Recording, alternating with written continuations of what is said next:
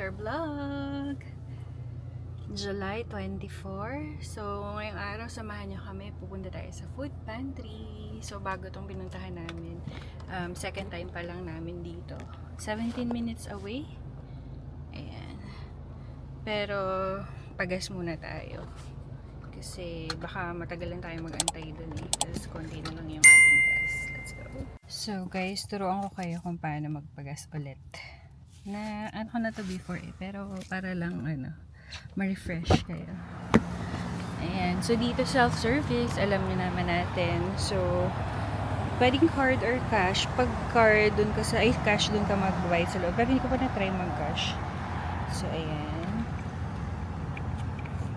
lagay lang natin dyan, may instruction naman.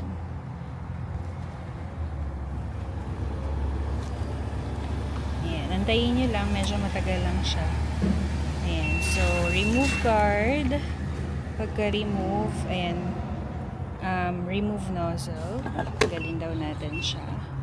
Tapos select. So dito lang tayo sa regular kasi mahal eh. Magkano na ba ngayon? Okay. Ayan. Naalam ko magkano eh. Let's see. Salang natin yan. Nung una hindi ko pa alam, sabi ko ba't hindi umaandar? So kailangan mo pala ito itaas.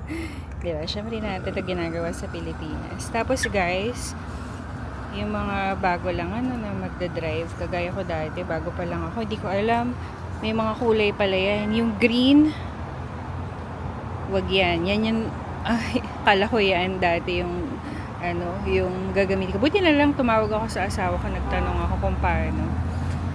Tapos kailangan pala nakapatay yung car ha. Ayan, kailangan siyang nakapatay. I sacrificed grandma. I know. Tapos ayan, wait nyo lang. Ayan siya. Hanggang matapos. Kusa naman siyang matatapos. Hindi ko alam kung pwede mo siguro tong i-stop kung hanggang ilan lang or magkano lang yung gusto mo. Pero di ko pa yun na-try eh. Pero ayan, full tank ko siya lagi. Para hindi tayo pabalik-balik. Medyo mataas ngayon eh. Magkano ba ngayon? Ayan, kita niya ba? 3.7. Ayan. Nagmahal na ulit ngayon kasi nung nakaraan parang medyo bumaba na. No? Dahil nagigera na naman ulit ngayon yung US tsaka Iraq. Ayan, taas na naman ng gas. Dati nasa 2 lang yan, 2 point something. Tapos bumaba na ng mga 3.5, ganyan. Tapos balik na naman, taas na naman ulit siya. Diba? Sana yung sweldo din. Pag tumaas yung gasoline. Ayan, tapos na siya. Ayan, kusa na lang siyang bibitaw. Pag okay na siya. Tapos medyo taktak natin ng konti. Ayan na. Ayan, simple lang siya. Nakaka-intimidate lang sa umpisa. Let's go. Punta na tayo dun. Dito na tayo, guys. Ayun, mahaba yung pila. Ayan. Simula dito yan sa likod. Ito yung church. Tapos, ayan. Dito sa likod yung pila. Sa kaduluhan kami. 11:40 na kami dumating. Alas 12 sila nagsa-start. Pero nung first time namin nagpunta, parang alauna na. Hindi pa kami naggumagalaw. Sobrang bagal nung Kaya, ayan, buti na lang hindi mainit ang panahon. Kasi nung nakaraan, sobrang araw, sobrang init. Kaya talagang sa isang oras din halos nakabukas yung sasakyan namin kasi sobrang init nga. Pero buti ngayon, hindi na. Ayan, so nababa natin yung ating mga bintana. Ayan, ang mga kabataan. Hello, Marcus! Hello, ate! Ayan, nagbaon tayo ng pagkain para di ba dito na mag-lunch kasi matagal-tagal din yung antayan. Ayan. Ating mga itong cute na nabili ko kahapon sa mura to, naka-sale siya, $8 lang. Itong baonan. Ayan, baon tayo ng ayan, mais, nilagang mais. Bigyan natin kasi favorite ng mga bata. Ate, yung Santa Marcos. Grapes. Get one. Yeah. Oh, So, tapos, yan yung grapes na nabili din natin kahapon. Tinapay at saka itlog na inoperahan ko. Tinanggal ko yung mga yung dilaw kasi ayaw nila yan. Kaya ikalat nila dito. Ito, goldfish ni Marcos. Ate, kuha mo lang siya ng isa. Tubig at saka ito guys, nakabili ako ng eggy. You want the eggy? Huwag ikalat ha. Tapos ito guys, itong gintong mani, nabili ko rin kahapon. Ayan. Tray lang natin. 1 pound ay $2. Oh. Kunin natin kasi baka ikalat yan. So, yun lang habang nag-aantay. So, mamaya tignan natin kung anong mga makukuha natin. Hindi kami nag-grocery kahapon, no? Para ma-control din natin kung anong mga kulang at kailangan nating bilhin. So, mamaya tignan natin kung makakapag-Asian market tayo or kung enough na yung makukuha natin mamaya. So, malaking bagay din na tulong to, no? Kasi nakakabawas sa ating bilihin. Maganda yung mga binibigay nila dito, guys, nung nakaraan, nakwento ko nga dun sa isa kong vlog, yung binigay nila nung nakaraan is lamb. So, maraming lutuan namin yun. So, pambaon, pang dinner. Yan. Kasi yung pang dinner namin, yun na binabaon namin kinabukasan eh. Yan. So, mga gulay, mga tinapay. Tapos yung iba dinadala namin sa church. Maganda kasi to sakto Friday. So, kinabukasan, yung mga iba, pwede namin i-share sa church. Kaya ng mga cupcakes. Tapos yung iba binibigay namin sa kapitbahay namin. Kasi, nung una sinabi ko hindi kami kumakain ng pork. Pero may mga ipailan-ilan pa rin silang nabigay na pork. So, yun, pinamigay namin dun sa kapitbahay namin. Medyo, kasi to mahaba din yung pila. Medyo malayo dun sa amin. Kasi 17 minutes to. Yung isang malapit sa amin, 10 minutes lang. Yung palagi namin pinupuntahan. Kaya lang, duty kasi ako tuwing Monday lang yun. So, may mga araw dito. Ito naman, hindi siya every week.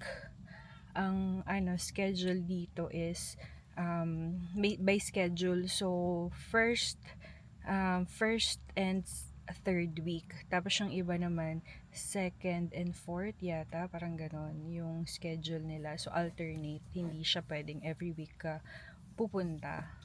Pero ayan. So dahil second time natin, so tignan natin kung anong mga makukuha. Ang nagturo lang din sa akin ito yung mga kasamahan ko. Shout out sa mga Pinoy Mafia dyan sa ng South Carolina. Charot. So, ayun. Kain muna tayo habang nag-aantay. It always has too long. Matagal kaya patay muna natin yung para hindi sayang yung gas natin, pinatay natin yung The music.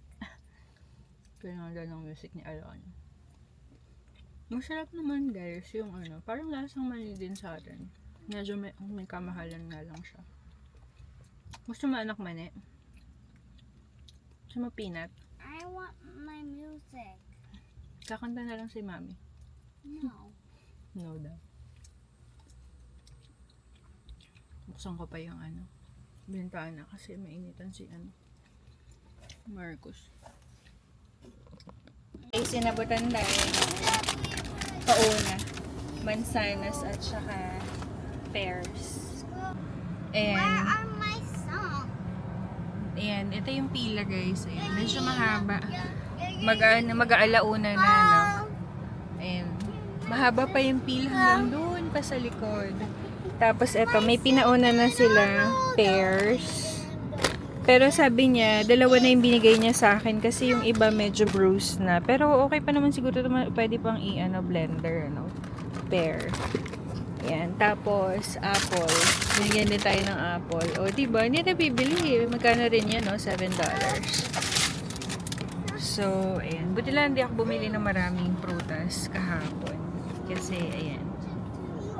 May mga pear pa tayo din sa bahay pero siguro i-blender na lang natin para hindi naman masayang.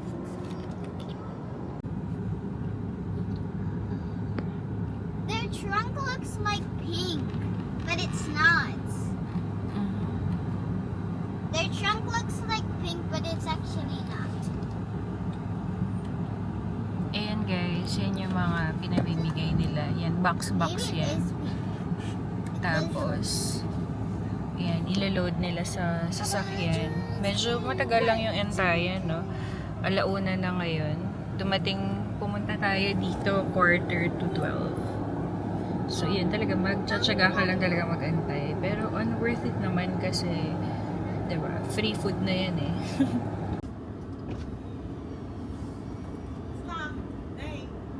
Glenn Agruda, Agruda. Yes, ma'am. Now. Nahanap pa niya yung record ko kasi pangalawang beses pa lang namin dito eh.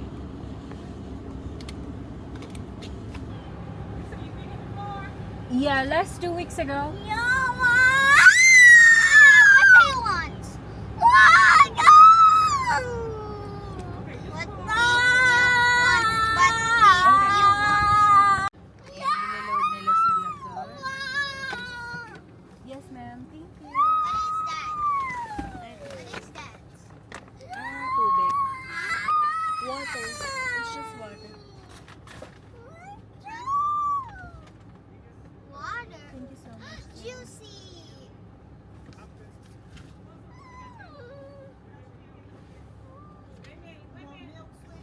Yes, ma'am. I want my juice. Thank you so much. I want the juice. I want juicy.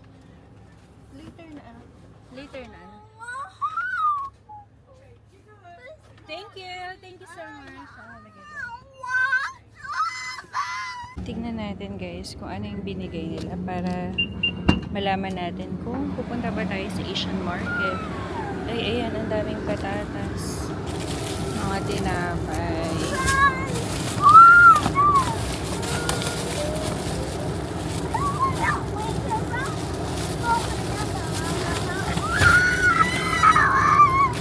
Strawberry.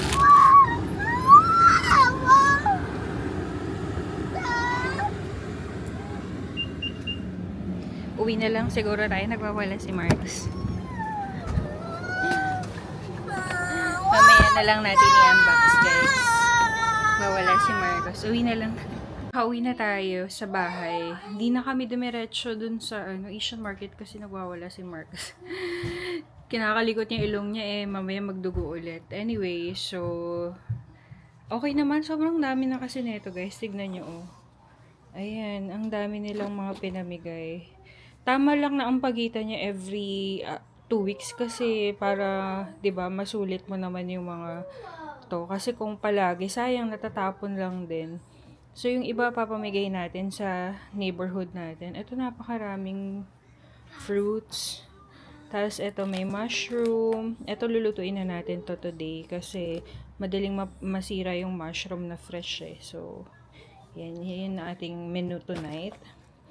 Tapos, ayan, may mga steak, cube steak, turkey. Hindi kasi kami kumakain ng pork. Tapos, minention namin dun sa, information namin, hindi kami kumakain ng pork. So, ayan, buti this time, hindi na kami binigyan ng mga pork. Tapos, may cucumber. Ito, salad. May kasama siyang iba pero tatanggalin ko tong gulay. Ihahalo ko sa munggo. Tapos may strawberry. Ayan. Tapos, ang daming tinapay. Yung mga iba, pa-expired na. Pero okay pa naman. Hindi naman namin ito mauubos. So, bibigay na lang namin sa kapitbahay. Kumakain na ito. Ayan sa baba. Isang bag ng, ano ba to? Patatas. Tapos, yung kanina yung apple. Tapos, ito, bibigyan na lang din namin sa neighborhood. Tapos, ayan, may mga gulay. Ayan, napakarami. Tapos, may ito, maganda to pang diba? Okay na, naka-save ka na ng ilang meals din dito. Tapos, ang daming prutas, diba? Yan yung mga galing sa, sa supermarket, guys, na pa-expired na, yung mga hindi nabibili. Yan yung mga dinodonate nila sa mga churches. Yung mga churches naman yung nagpapamigay. So, ito, may milk din dito. Yan, near expiry na to. Pero, pwede pa naman 26 yung niya. Pwede pa siya. So, ayun lang. Yan yung mga, ano natin, mga tricks and, mga, natin, ways natin para makatipid dito sa US. So, ayun lang. Sayang din naman yung mga ganyang blessing. So, thank you for watching. See you on our next vlog.